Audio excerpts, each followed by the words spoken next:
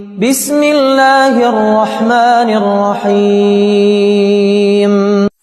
سورہ کوثر کا مجرب عمل۔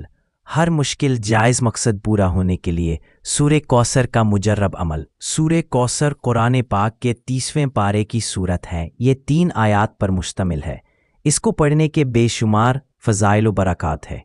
سورہ کوثر پڑھنے سے اللہ تعالیٰ ہر مشکل، ہر تنگی سے نکلنے کا راستہ بنا دیتا ہے۔ اگر آپ کسی حاجت کو پورا کرنے کے لیے سورہ کوثر کو پڑھتے ہیں تو اللہ تعالیٰ آپ کی حاجت پوری فرما دیتے ہیں۔ پڑھنے کا طریقہ: پہلے 2 رکعت نماز نفل حاجت کی نیت سے ادا کرنے ہیں۔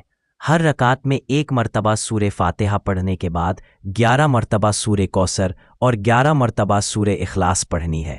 جب آپ 2 رکعت نماز نفل حاجت ادا کر لیں، اس کے بعد جائے نماز پر بیٹھ کر پہلے 3 دفعہ درود ابراہیمی پڑھنا ہے۔ اس کے بعد آپ 129 مرتبہ سورہ کوثر پڑھنا ہے۔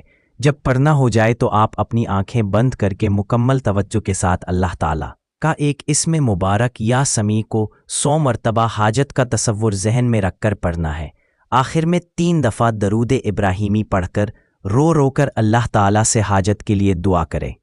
انشاءاللہ جو بھی مانگیں گے صبح ہونے سے پہلے حاجت پوری ہو جائے گی۔ نوٹ: اجازت کے لیے کمنٹ میں آمین لکھ کر چینل کو سبسکرائب کر دیں۔ جزاک اللہ خیر۔